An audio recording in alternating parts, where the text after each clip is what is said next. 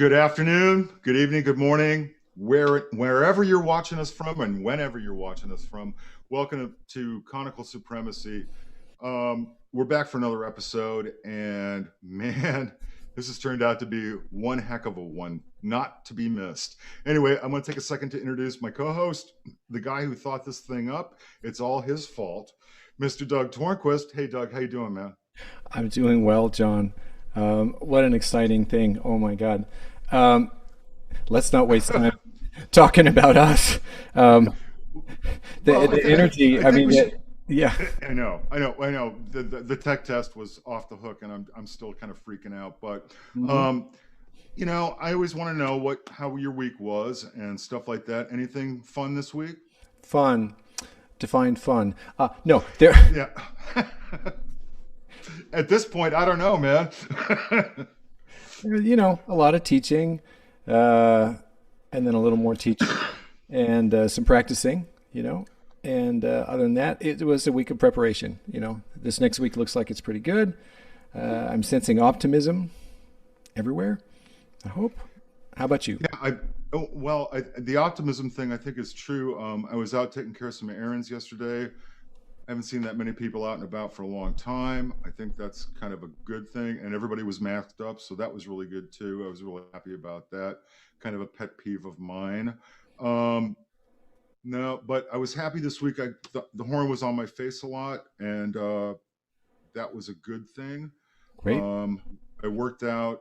I've been practicing some new stuff to record, but I worked out a couple of new things this week, and actually one new thing, and I'm still working on this other one that is just proving to be just ridiculously hard to figure out. But I love a puzzle.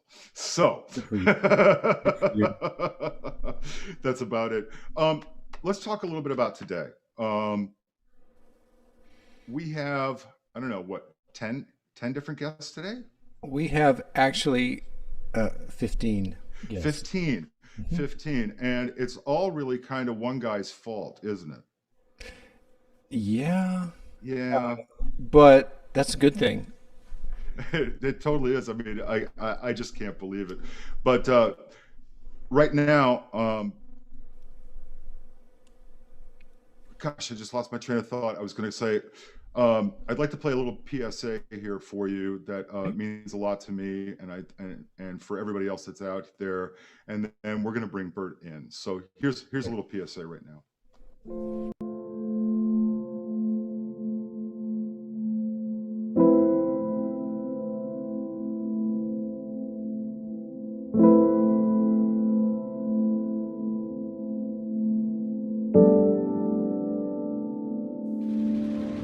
This year, as gigs are canceled, and stages go dark. It can feel hopeless. Don't let the lights go out on you or your bandmates. Your union brothers and sisters are here for you. The AFM is fighting to get members help with unemployment assistance, We're working in D.C. to help protect working people. And we're standing up to get musicians back performing safely. And most importantly, we want you to be healthy both physically and mentally. please reach out and check in on your friends. It's okay to ask if they're okay, and it's okay to not be okay.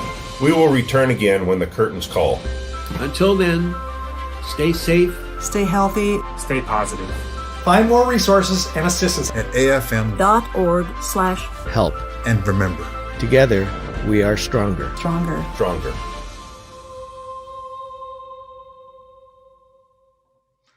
Today we've got I don't know how to put this, but pretty much an icon, the guy who started one of the best tuba bands of all time. And Doug, what do you got to say, man? I mean, I just, I'm drawing a blank here, buddy. Well, you know, Bert, our guest, Bert Harkleroad, has always been a giant to me. He called me for a gig way back when I think I was about 19 years old, and it was to sub for him in this very prestigious orchestra called the Topanga Philharmonic. And as I recall, it was a benefit for the Topanga preschool, which might cause one of our guests to laugh. And it was one of the wildest things I've ever done. I mean, the hills were alive, flowers in your hair, and I don't even remember what the orchestra played, but then every time I saw Bert, he would turn up mysteriously on the shore of Lake Garda in Italy, for instance. Like, Bert, what are you doing here? But the thing that Bert has done, which is just so incredible, is he has kept the Tubadours alive. And I don't mean to steal your thunder, but we are celebrating 50 years of the Tubadours, and Bert has been there for the whole thing. Unbelievable. It's pretty close to 50 years. We're almost as old as the Emerson String Quartet. So it's chamber music at its purest. And really and truly, I want to thank both of you guys for inviting all of the Tubadours that were available onto the show. It's a great concept, Doug.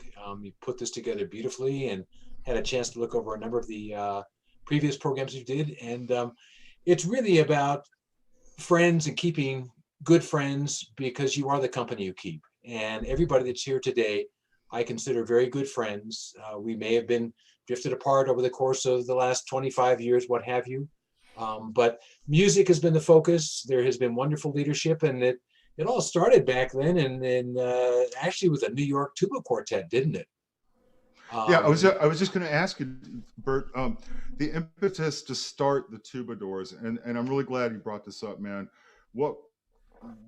The tuba quartet was kind of like a new thing. I mean, we're talking like 70s, right, Doug? I was a kid then, and there was such a thing as tuba quartets, but I don't think there was a lot going on. Well, it was created by four wonderful minds back in New York when Toby had his band together, and we just lost him this year.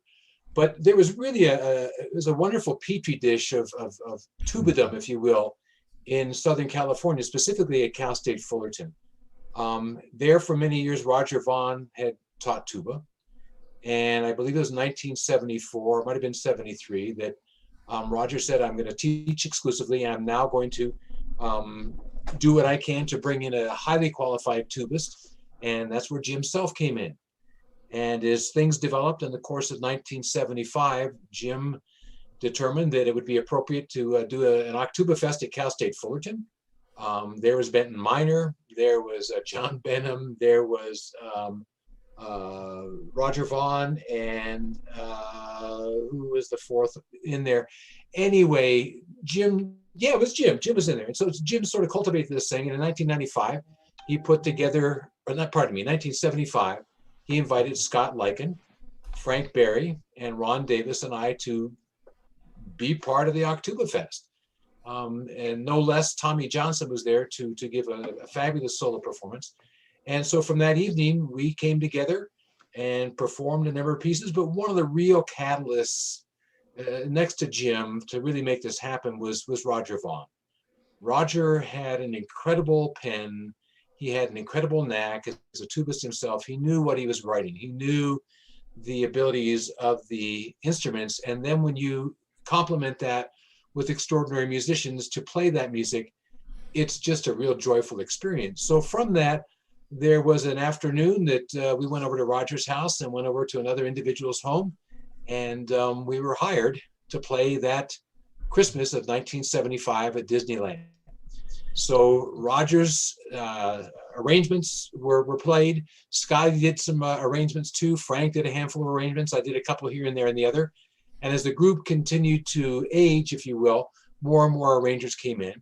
But it was there that Scott had put together a work from yesteryear called Yes, We Have No Bananas. Yeah. And when we sat down to play it, we all thought, okay, what's going on with this? And then Scott said, this is what you do here, and this is what you do there.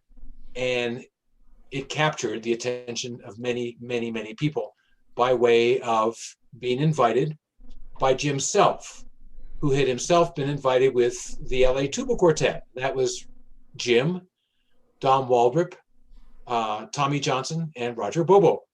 And the guys were probably at our age. No, they weren't quite at our age right now, but they respectfully declined the invitation. Jim gave me a call and said, Bert, get on over there.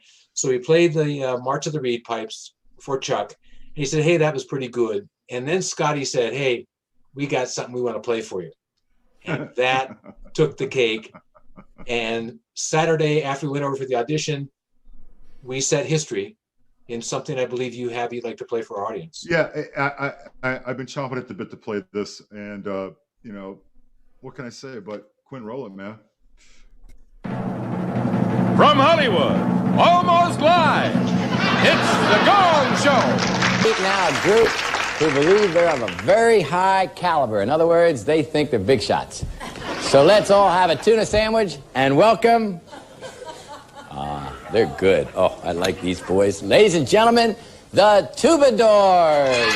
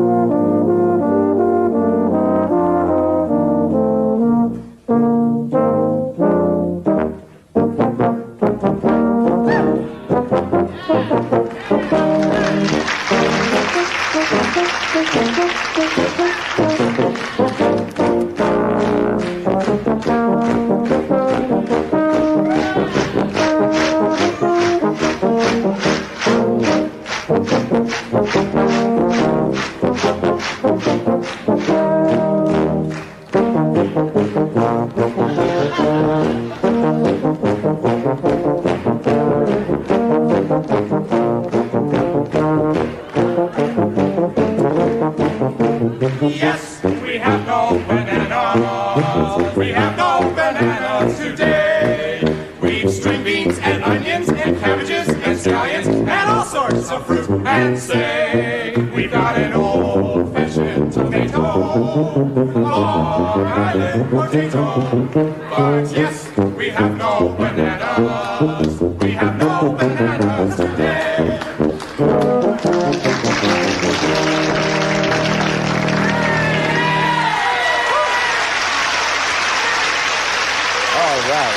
Come on down here, gentlemen. That's my friends, the Tubadours. Steve Martin, what do you think of the Tubadours? For those tubas, I thought they were medallions. I gave them a 10. Great. Artie Johnson. I'll tell you, the way they play those tubas, they don't have to worry about the bananas. I give them a 10. Another 10. J.P. Morgan. They can blow my tuba anytime. Oh, right. That's a full house. 30 points. Let's have a nice hand for the Tubadours. Nice to see you. There you go. Right. This is the moment we've been waiting for. With 30 points, the winner on the Gong Show are the Tubadours. Come right on down here, folks. Come out here. Here is your trophy of musical excellence in the field of poetry. And here is your check for $516.32. It was a pleasure having you on the show.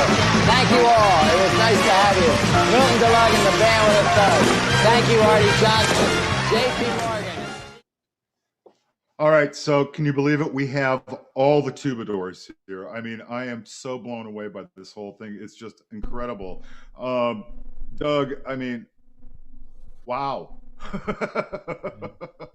Bert, amazing.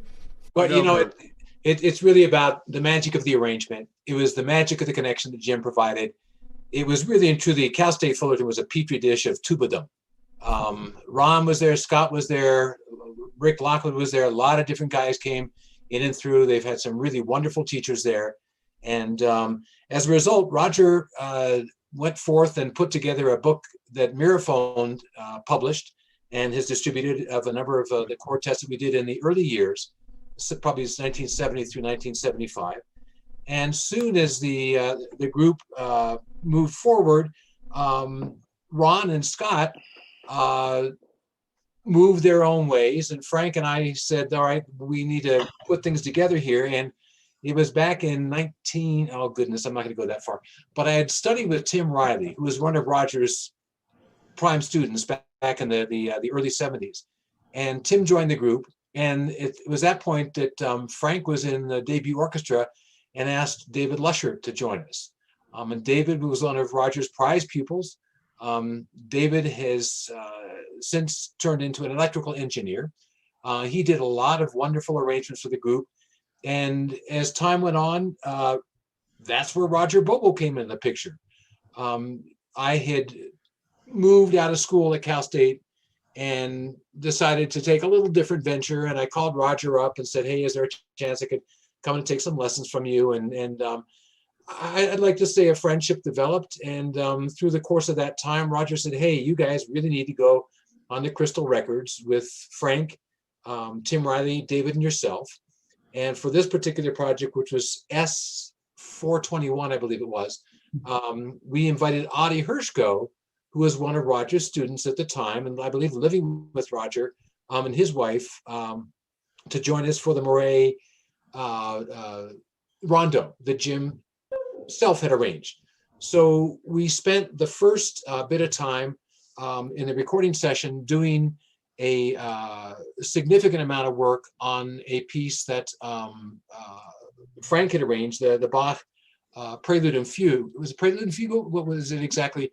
But in any event, what had occurred was that Frank had done a really great job, and we spent a lot of time.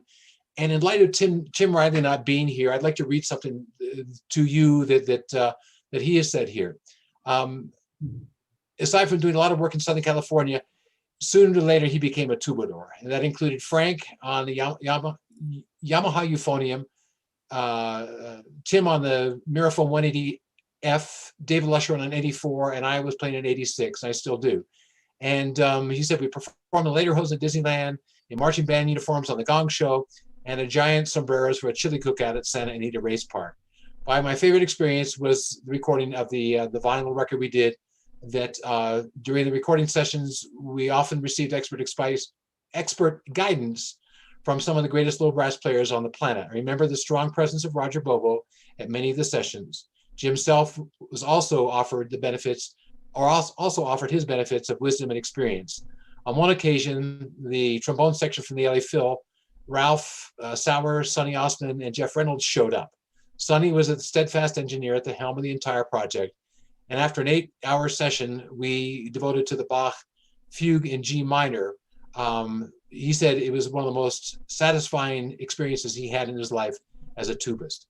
Tim is now a writer and doing a good bit of wife along with his wife, and is a very private individual, and certainly respect that.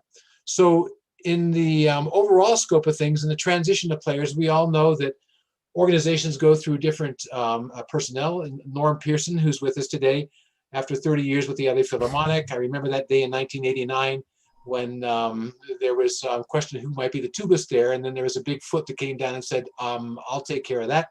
That you go through these different phases and people. And again, I think the most important thing is to remember that you are the company you keep, and everybody that you're going to see here today is really a wonderful, wonderful time together. And it's fun to see people that have grown and moved into the picture. And Scott was an incredible force in the group. While he played euphonium, he was also a very masterful tubist. Ron Davis. Hey, Bert, can I interrupt you for just a second, man? Speaking of everybody that's here, would you do me a huge favor and just go ahead and introduce everybody that's here today, that's up on the screen for the audience out there? It's really, truly my honor. We have this, let's see here, there's, all right. While during my time with the quartet, Doug was not, had not performed with the group. He has since with Lauren, who is really the master LA Tubadour. Scott Lycan was one of the original members, a school teacher, I believe, Scott, right? Mm-hmm. Yep. And has moved up to Northern California and is there with his wife and family. Scott, anything you'd like to add in that picture? Just let me say, I feel kind of like an imposter here, in with all the tubists. I was a tuba major, and I went on to be a high school teacher, and ended up in San Francisco, and then a administrator in schools up here in the north. And tuba, though I'm still doing a lot of music, I've led some community bands. The tuba world, I feel pretty separate from, and I look at these faces and I say, wow, I was a part of this once, and it's really awesome to be here. And thank you for your eloquence in talking about this. Well, thank you for being here. Thank you for being here. It was this young hotshot out of Cal State LA that Frank and I were aware of, and I think it was 1975 or 76, or might have been as late as 77. And we asked this guy to come in and play, and we were playing the entertainer. And last note is this low G, and instead of just a low G, Norm Pearson cracked this earth-shattering low pedal G that Frank and I went, oh my goodness gracious. And here it is. Many of you that have watched the Conical Supremacy saw Norm's interview some weeks ago. And every once in a while, it's nice to have Norm come through here in northern Arizona and visit. But for many years, we were fortunate to have secured Norm Pearson as the low end of the group, and also took some of the middle parts inside. And as we hear some of the recordings, you'll hear it. So, Norm, you're up in the wilds of Colorado. Yes, just moved here this last Monday. You and your fellow member there back that's hanging up. Yes, Cindy and I are here. Yeah, yes. That's, did all your stuff make it, Norm? Some of it. Yeah. So Norm was on our second recording with Lauren and Gil Zimmerman and myself. And then he was also on the third recording we did with a group out of Erie, Pennsylvania.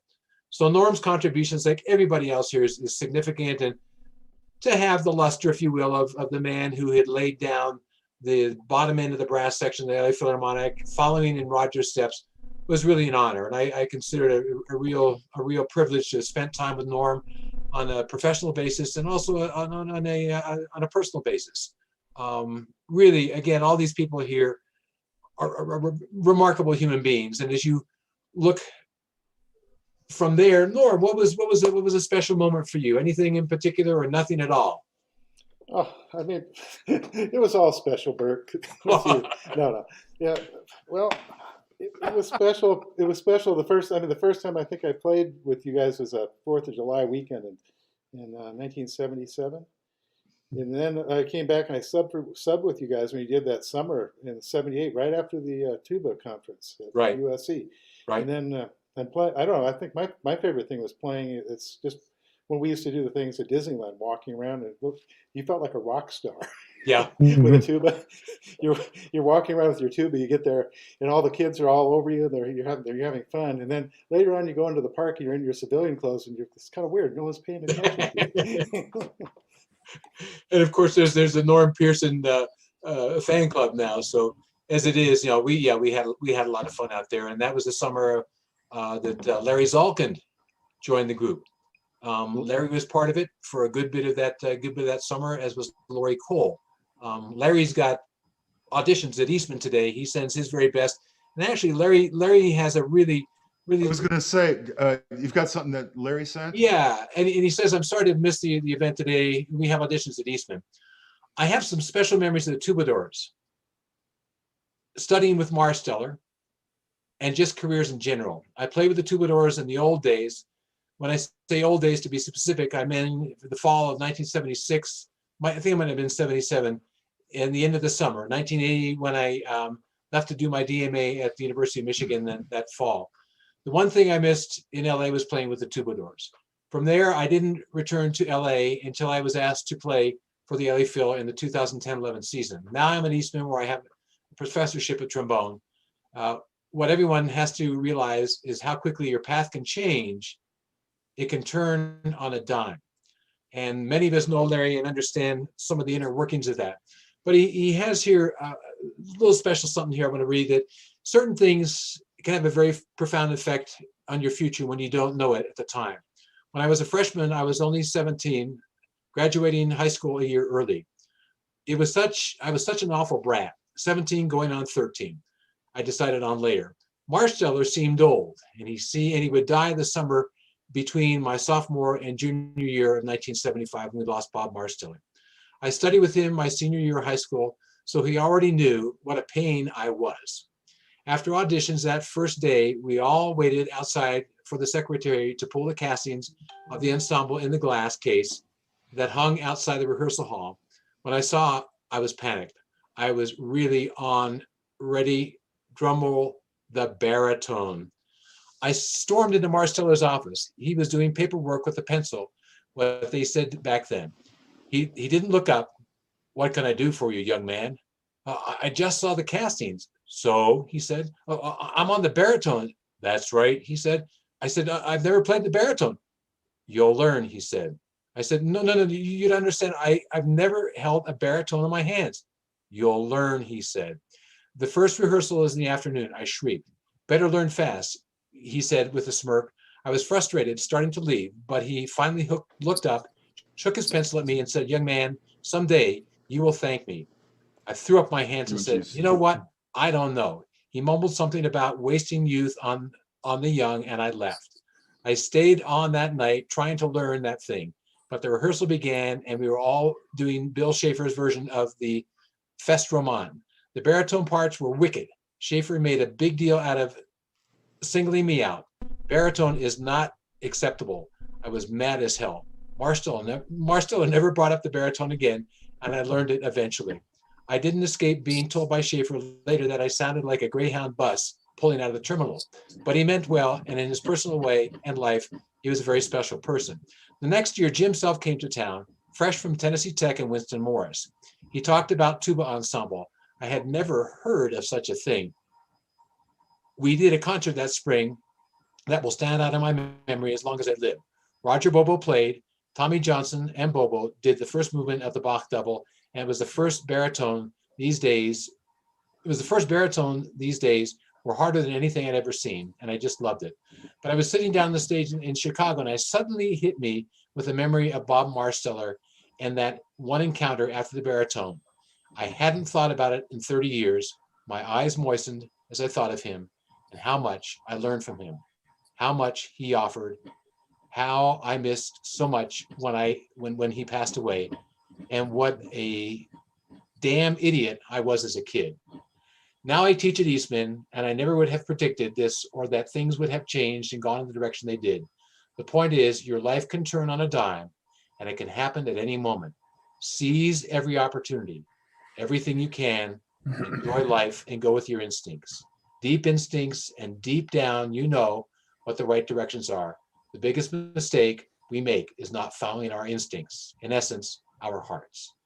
So as we look at where we are, when Lauren came into the group in '79, Lauren was someone that Tim Riley said to me, he said, Bert, you need to make every effort you can to invite this man into the quartet. You will find an individual of incredible depth of musicality. And it was on our second record that we recorded where Lauren would put down an idea, we would listen to it, and then we would go into taping it. And then the nuance that Lauren had developed a new phrase. And it wasn't a cellarando, it wasn't any of the Italian words we know, but one unique to Lauren. It was basically follow Lauren. And we called it a Marstellerando. And when I look at the many things that came into the Tubadours, and the progression, the natural progression, Lauren, by virtue of so much incredible experience, is someone who in my life I realized, and Lauren, tell me if I'm wrong, that it was in 1969, we were both in the inaugural parade in Washington, D.C. I was with the Scottsdale Boys Band, and I believe, Lauren, you were with the Marine Band. Yeah. So you look at this once again, and you say, you are the company you keep. And little did I know that Lauren and I was following Lauren's footsteps in 1969 on Pennsylvania Avenue. And to have gone through a lot of different things, I think we did 3 tours together. Norm, Kiyoshi, Frank, Don Waldrop were part of that. Lauren has had a tremendous amount to the group. And I've got to say that when the group was Lauren and Larry, David, and myself, we did a gig in North Pasadena. It was for an Amway convention. And on the right side of the stage, Lauren was placed, and we followed towards the left.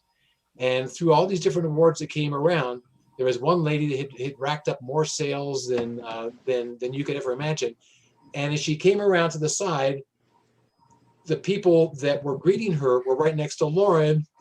And as she was getting hugs, she was getting handshakes, Lauren stood up. And Lauren placed a gentle kiss on the woman's cheek and said, "Congratulations." Many great moments with Lauren have taken place. And Lauren, I can't say thank you enough for all that you've added to my life.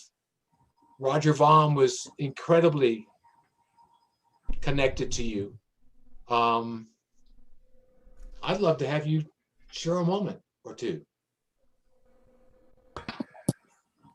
Well, my recollection of the recordings was not so much that it was my ideas that prevailed, although I probably had a few, but Roger Bobo was our tone meister, and he would go through and we'd play a phrase or something like that. Then he'd say, "Well, okay, that was good. Now play the follow-up, play that piano, and then do crescendo here and this and that there." And Roger basically told us how to play the thing, so that's what we did.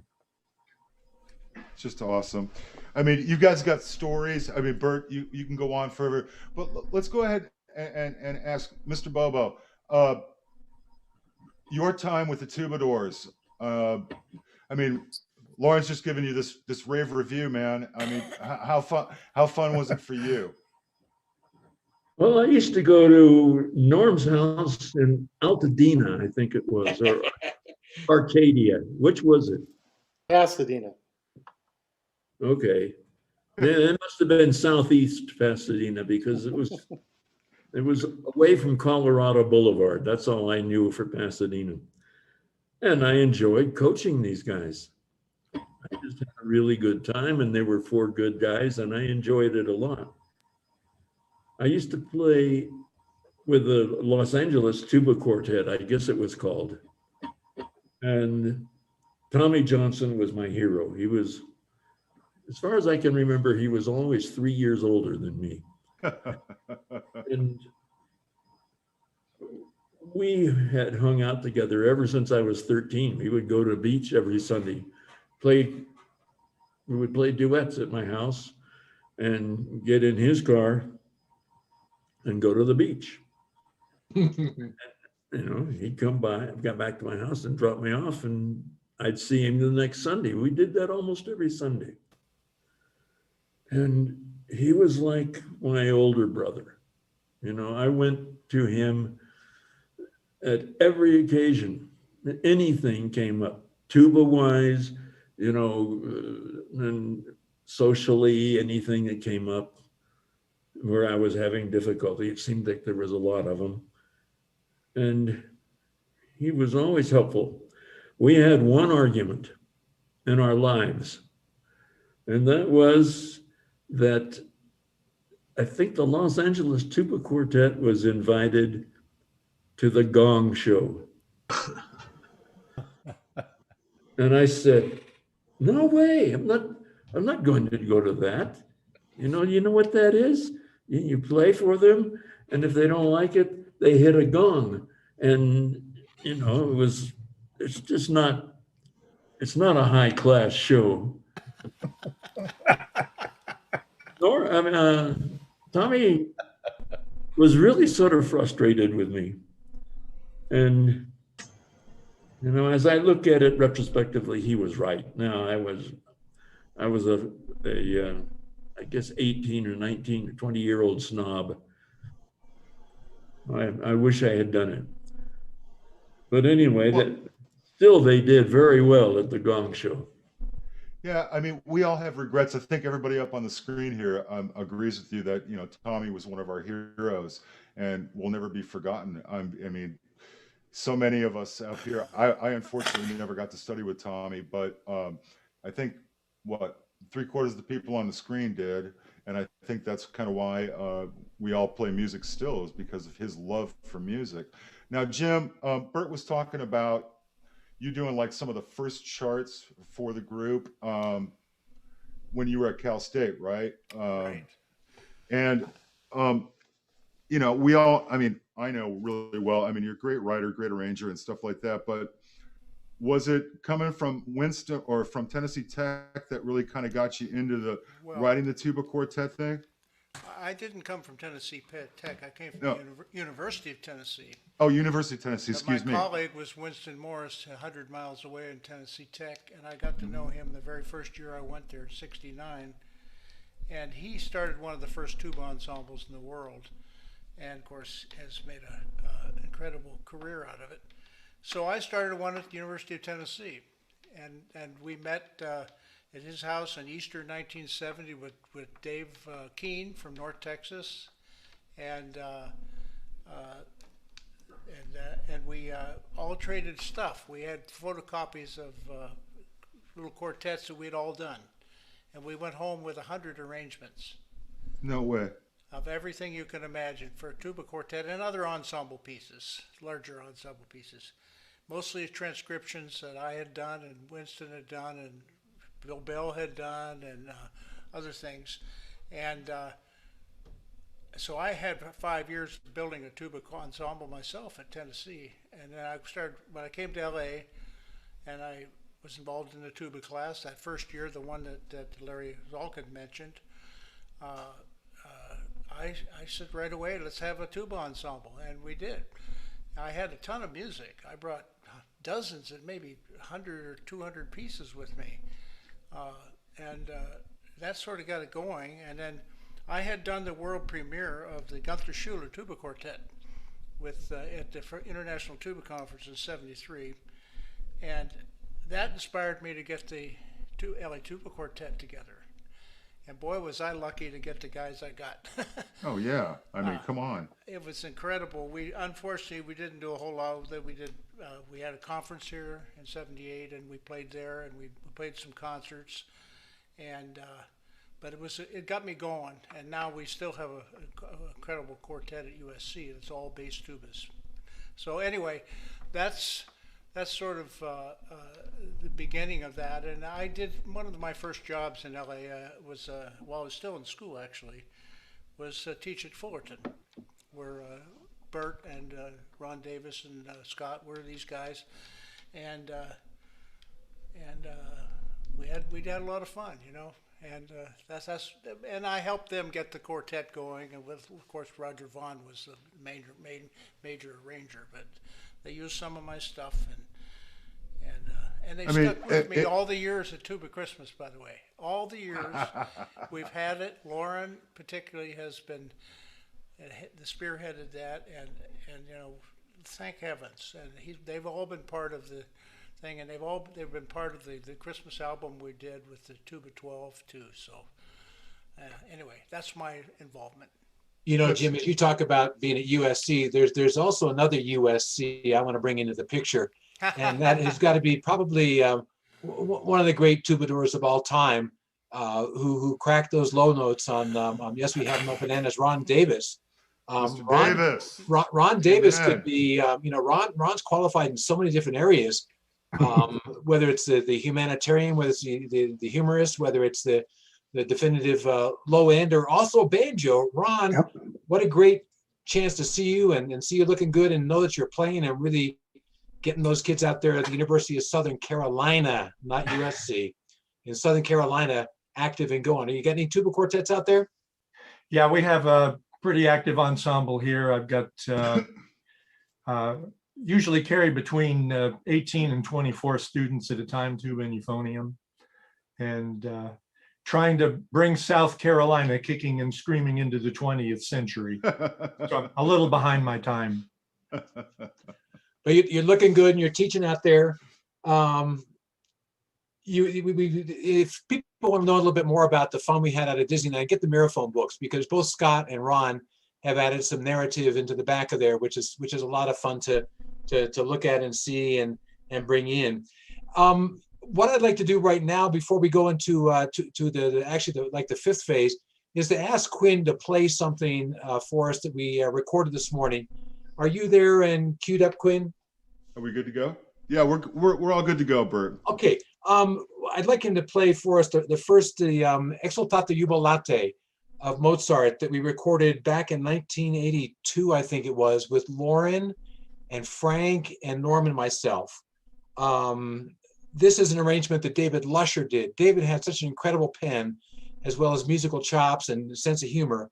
I'm going to ask you to play maybe about 40 seconds of this. Again, it's Lauren, Frank, Norm, and myself.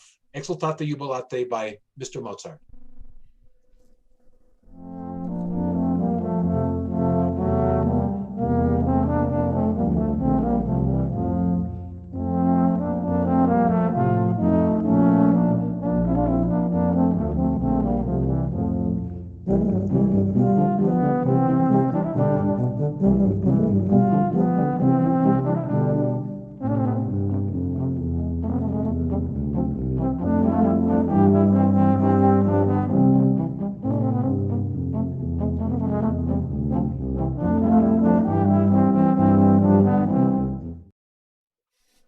Yeah. So over the course of the years, we've been really fortunate to do a whole lot of things, and we've been able to document these through 3 recordings. The first Crystal Records, the second Crystal Records, which was actually an exclusive Christmas piece that included the first percussionist himself to appear with the Tuba Quartet, and that was Kent Hannibal.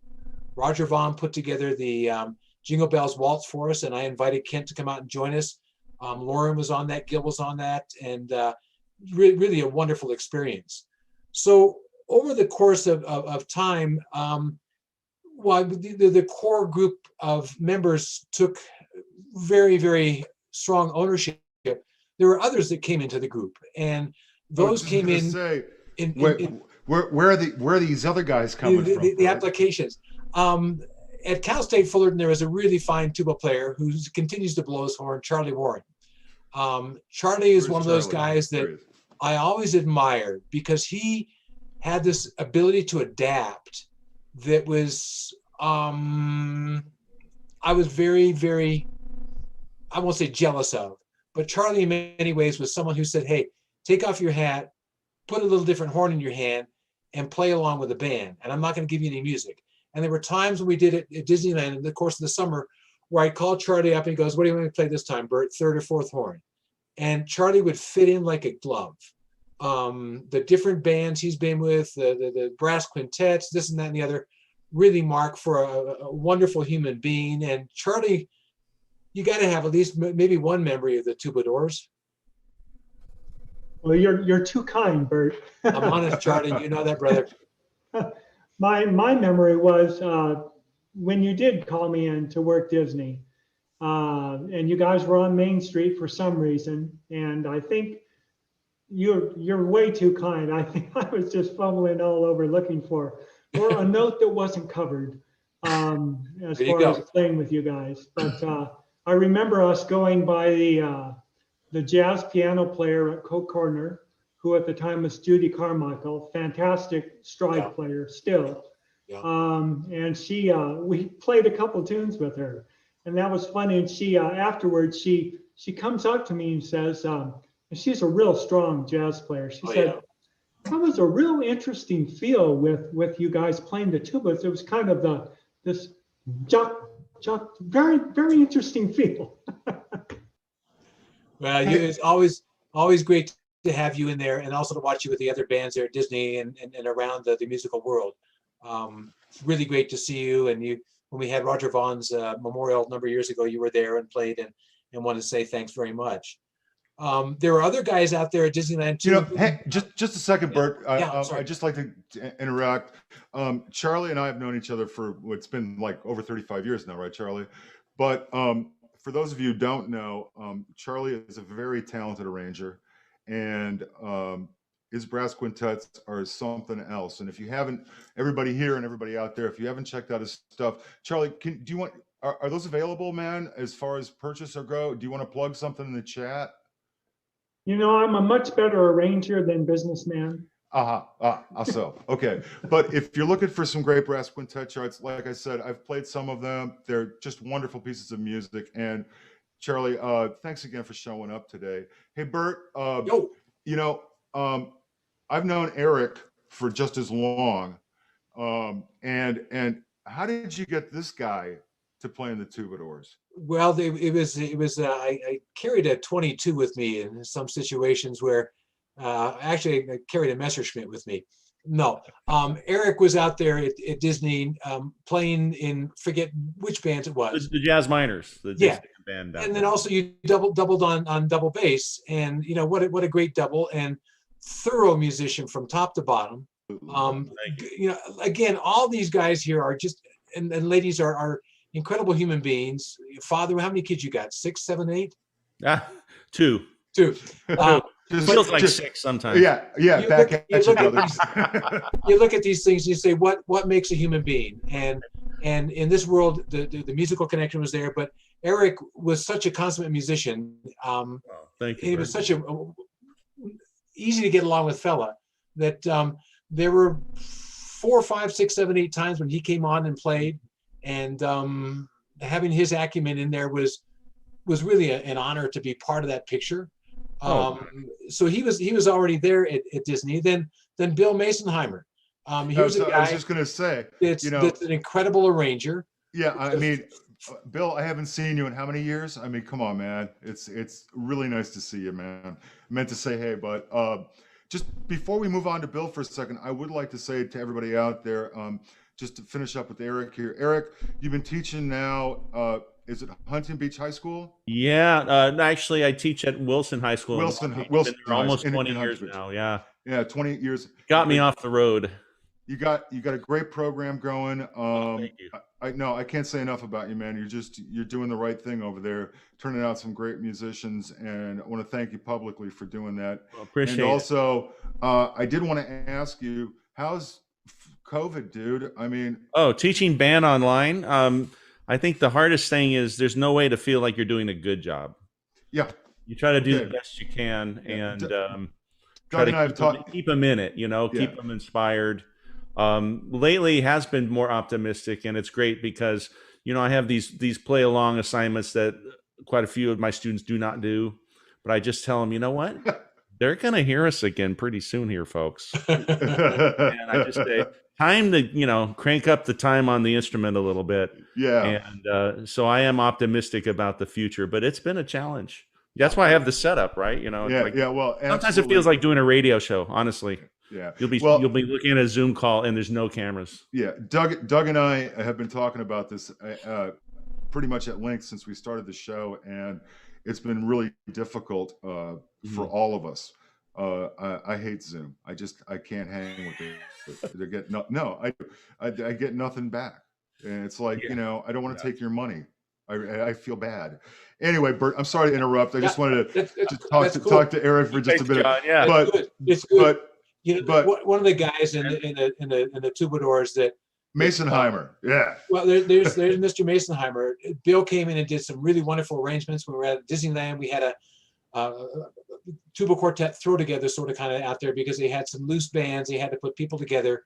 And Bill, I still remember your baby elephant walk that really rocked him out there. And it's always a joy to play with you. Easy to get along with. You were one of those guys that helped me understand the improv world as well. What was a special moment for you? And then I want to go to Fred Green. Well, I was amazed that the Disney management made a really smart move for a change, and they yeah, we know they wanted to cancel their summer parade after 2 weeks of the run, and all the musicians had union contracts signed. And so they gathered us all together in a big warehouse, and they said, you guys try to put yourselves together in some viable ensembles and check back in with us and see how many bands we can make out of this group. There must have been 40 or 50 musicians. There were a lot of bands. And Bert snagged me out of the group, and Gil, and I can't remember who the fourth was, but we donned our lederhosen and marched out to the Matterhorn all summer long, and we played Tavern in the Town for hours on end, and it was actually such a pleasant experience because we all had charts, as I recall. We didn't have the burden of memorizing 30 minutes of material. And and we were very lightly supervised because they didn't have the management personnel to keep up with that many groups. So we just had a blast all summer and played for the people. You know, the audience was so good. A lot of fun. You know, one of the guys that the Tubadours gained a reputation about, you don't want to offend him. You don't want to look at him bad. You don't want to say anything about this big, gigantic tuba that Fred Green played. But Fred is one of those guys out there that for a long time, Freddie, I remember Rita and I were talking earlier about going up to Solvang and how back then we'd have apple skeevers in the morning. Lauren, you were on that gig too. We would have early morning vodka with grapefruit juice. And by the time the middle of the day rolled around, we were ready for Saturday Night Live. It was quite something. But Fred, you've been a real anchor for the group, particularly as Norm was doing more and more things. You filled in a whole lot more. You're one of those guys that I just look at you right now and my heart just kind of melts a little bit because I have such great admiration for you as a friend, as a musician, as a father, as a husband, and knowing all the things we all go through in life. You know, Larry said you've got to be prepared. Are you still teaching school? What's a Tubadour memory for you? Well, you kind of stole my my story there, because I was thinking about what was going on, you know, and musically, of course, it was a great experience. But what comes to my mind was apple skeevers and Tubadour tonic, as they said, and going up to Solvang and sitting on the back of that truck and going through the parades and playing little concerts for each of the restaurants. I just had such a blast doing that. You were a real anchor in the band. And we could always look to you to, all right, kick it up again, Fred. And meanwhile, how close are you? Not going to retire, are you? Not yet, but it seems like I'm being forced into retirement right now. But you know, it's a slow time. That's all. Yeah, I guess Mr. Pearson found that he was kind of forced into retirement too, although not to his liking and not to my liking. It's good to see you there. You know, there's one guy that we were very fortunate to bring in. I believe he was going to school at SC at the time. I'm not sure who he was studying with, but the word came out to me, and I think it was 86 and 87, as Lauren, Norm, and I were preparing to go out to Kansas to play at KU for Scott Watson. There's a guy named Kiyoshi Hayakawa who was playing euphonium like friggin' nobody's business. And when I went to the boss, that's Lauren, I said, Lauren, you heard about this guy? He said, yeah, I've heard about him. And I think there was some connection that was made, and Kiyoshi came in, fit in like an absolute glove. We went out to Kansas together, did a handful of gigs, and the interaction between Mr. Pearson and Mr. Hayakawa was some of the funniest times I have had with the band. And Kiyoshi, I know your English is still good, not quite what it used to be when you were a Tubadour, but once a Tubadour, always a Tubadour. How have you been? How are things in Japan? What are you doing? What's a great moment in the Tubadour history for you? Well, can you hear me? Yeah. Yeah. Okay. I'm teaching a lot of kids in elementary school. They're playing jazz, classical, and you know, every other music. Then two band became a #1 band in Japan twice. And I also playing a euphonium, trombone, trumpet, flugelhorn, and whatever. Because in Japan, I can't make a living with only with euphonium. So I play all instruments. So then also I started to play. I started my own band, that wind band. 26 pieces, playing jazz and rock and Latin and all of the pop music. And I ran it for about 10 years. Then I got cancer, and I quit that. And I started the Dixieland jazz music. I'm still playing in band. And now I'm conducting an orchestra. I started the new orchestra, 20 pieces, orchestra. Last studying at October last year. Yeah. And I already being conducting 100 concerts. Wow. And I'm gonna play either 20 or 30 times. Then I'm going to I'm going to finish their orchestra. But next year I'm going to still going under conducting orchestra and playing music with my band. Okay, that's it. Good. Kiyoshi-san, have you been able to play and actually do some of these things as far as like the orchestra is concerned since COVID, or have you been just waiting around like the rest of us? I don't know. Okay, I don't understand everything, but I'm playing an orchestra and also they're conducting. I play trombone, and I play trombonium, then I conduct. Sometimes I play. Have you been able to perform yet, though, Kiyoshi-san? What? Been able to perform? Play concerts. Yeah, in concerts. I mean now. Yes. I mean. Yes. Yeah, I play. I play trombone now. Good. Okay. Cool. All right. And also to conduct. Good. Yes. Good. Well, Dominigato Kishiswa.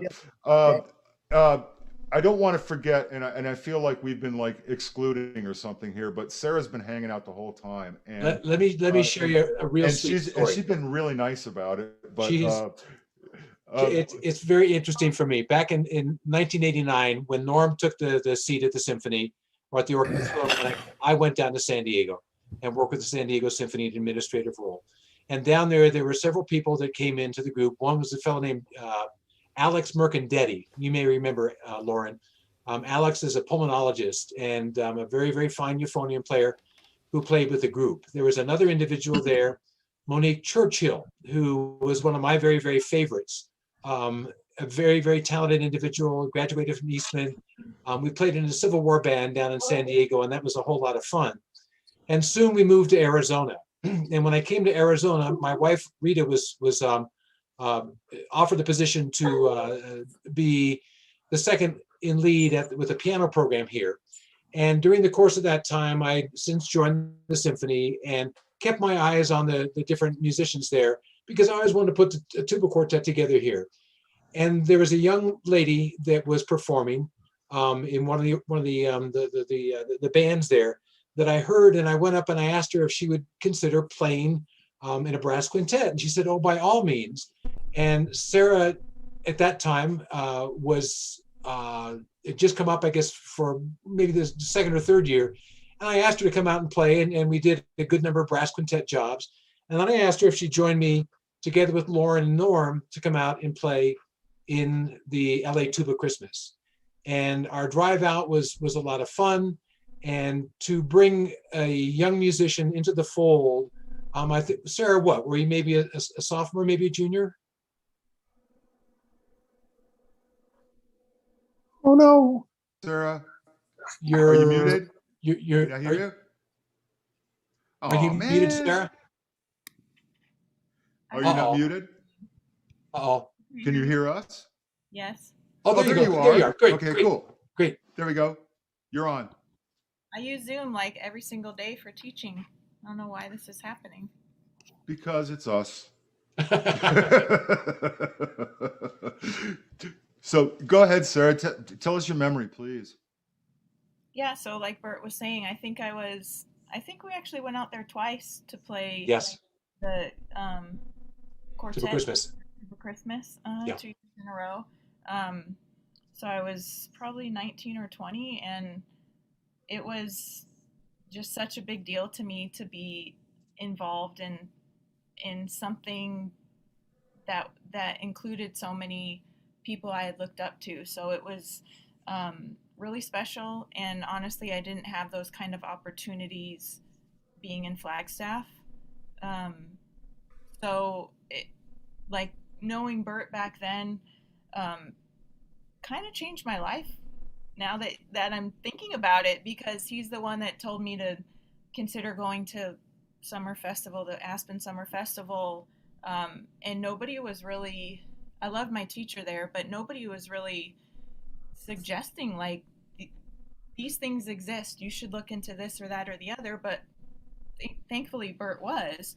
And that really changed my life, because not just the playing with the Tubadours, but like I ended up moving to New York City and studying with Per Brevig on trombone, who I met at the Aspen Music Festival.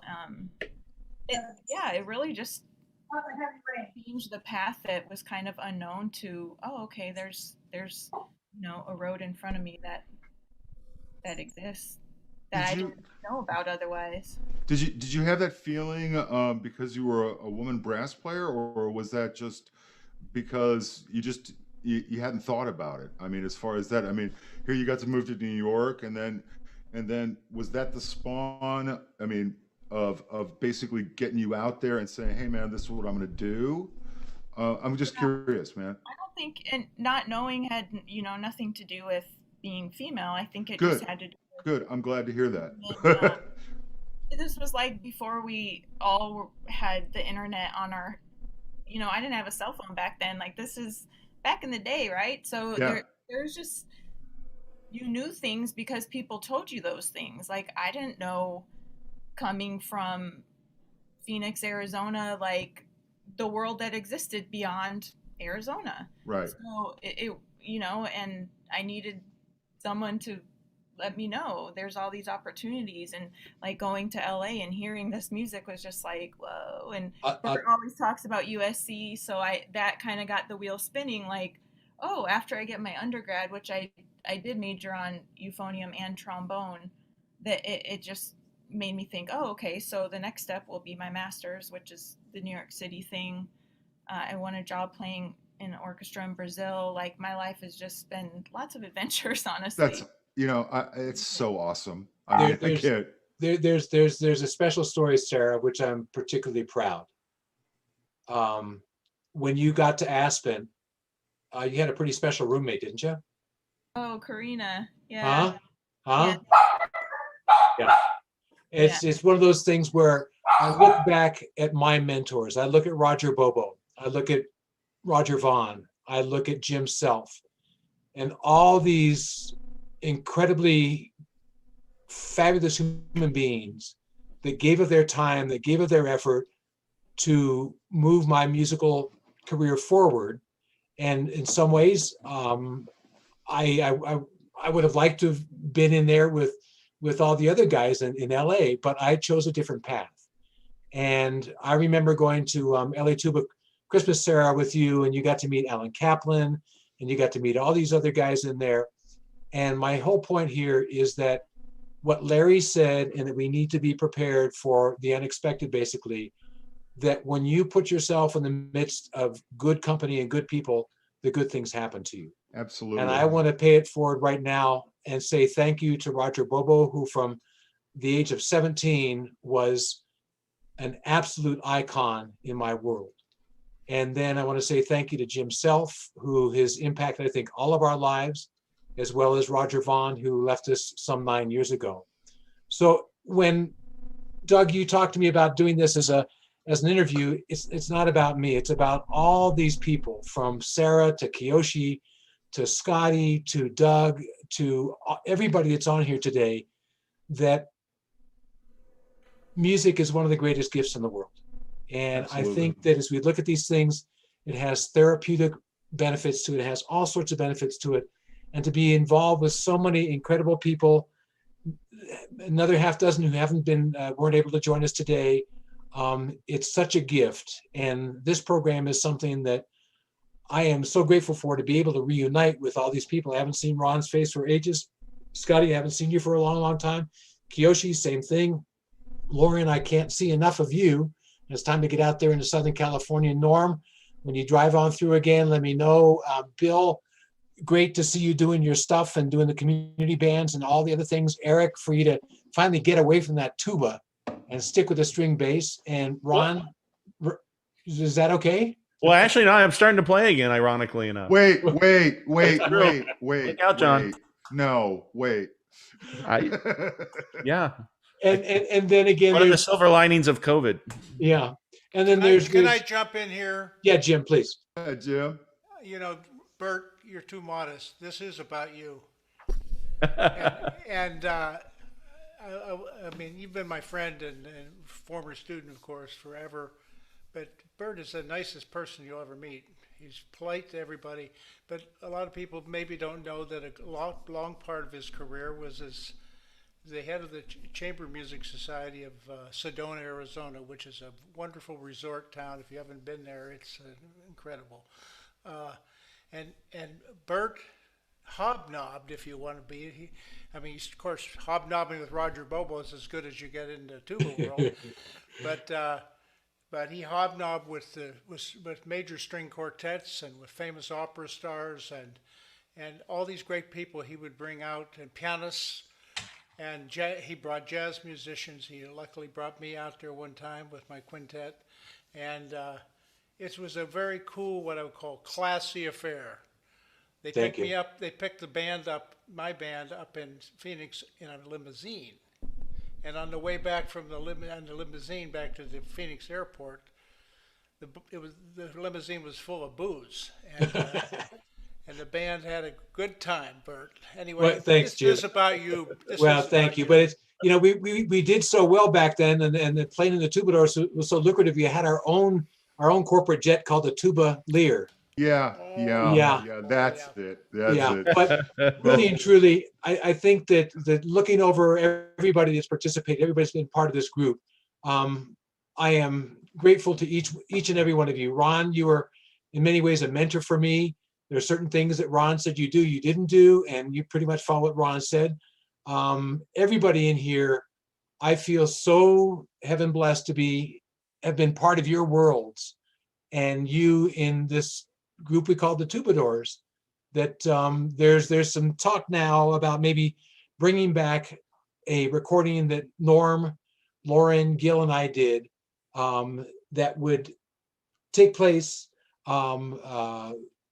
Such that we would finish off the existing 31 minutes with another half an hour worth of music, and trying to get the dude from Durango could be really difficult.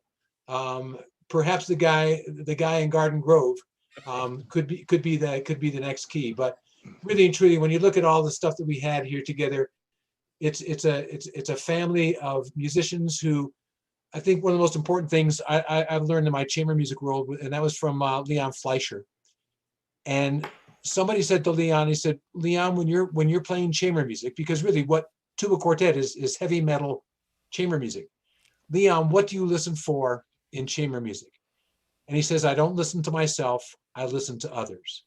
And I think that's probably the biggest lesson I've learned, that by surrounding yourself with others that have musical interpretations that are really very special, that we all grow in ways that we can then foster this appreciation onto others, and we can pay it forward, and we can do our very best, particularly in these trying times, to make music a part of everybody's life and continue the blessings that we've been so fortunate to be part of. And I mean, this group goes back to me 31, about 54 years of my life. Lauren was involved back in '69. I look at that and say, their messages here in the company you keep. So I love all you guys. I really and truly do. I look at each one of you on the screens, and I see you've all aged wonderfully, that we're all alive and that we're vertical is wonderful. To see all the way up from Oaxaca. Roger, you chose to join us. Way out, play one of those. Kiyoshi, for you to join us from Japan. Sarah, for you to be in Dallas. Ron in Southern California. Bill, for you up there in the LA area, and so many else of you, some of whom aren't here, all that made significant contributions. I am eternally grateful. And the one thing that I want to share with everybody here in closing, before our hosts do so, is that all the pieces that Roger Vaughn pen for the Tubadours will be put in the hands at Cal State Fullerton by the end of this year. And they will hold that library there. And Dave, is it Dave Holborn, Jim? Dave Holborn will be the individual in charge of them there. Yeah. And it's a small way of giving back for what Roger gave to so many of us that we enjoyed. The camaraderie, the wildness. It's really interesting. Larry Zolkin's kid was here to play a couple of years ago with the Harlem String Quartet. And I said to him, Matthew, I said, the last time I worked with somebody by the name of Zolkin, it was at Disneyland. He looked at me and goes, yep, my dad told me about the Tubadour dressing room too. So without going into too far, too soon, here we are reunited under the guise of making music. And I am so deeply grateful to each and every one of you, Doug, for making the invitation, John, for doing such a great show, Quinn, for doing the advanced legwork and getting everything all prepared to go, Scott, for you putting, yes, we have no bananas, Jim, for everything that you've done, Ron, I want that beard, but I don't want the mustache. Sarah, I'm so touched by what you have done and your two beautiful children. Bill, I'm so great to see you and know of your partnership and its strength. Norm, I still remember when you said to me, yeah, and I said, no, marry a pianist.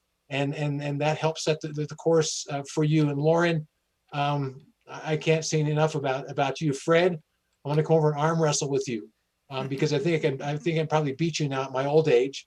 Kiyoshi, hey, let's go fry a plane again. Charlie, you taught me so much. Frank Berry, wait a second, where did you come in from? I'm here. Did you just fly in on the Tuba-Lear? Probably. Frank did so many arrangements for the band. Frank did so much to get everything up and rolling. And you actually not only did the stuff with the Tubadours, but you did some arrangements for Mr. Bobo, didn't you? That's correct. We did. They were great. Oh, thank you. It's well, good. Unfortunately, Frank, we were just wrapping up, bro. So you were supposed to be there on time, my friend. Yeah. Anyway, things happen, but it's great to see you, Frank. You look great. Thanks for being in my life for such a long time. Frank and I consider Frank one of my dearest friends, and he's a great arranger, man. Everybody that's seen the program today, practice. You know, that's a great thing, Bert, and I really want to thank you very much today, Doug. This is all your fault, by the way. You're the one who thought this up. You got something to say on the way out, man? I think it worked out pretty good. I think it did too, my friend. Hey, everybody out there, this was the Tubadours show, and I'm sorry, Frank, but we're gonna have to cut it now. We're gonna play another Tubadours tune on the way out. I'd like to thank everybody for showing up today. I'd really like to thank the audience.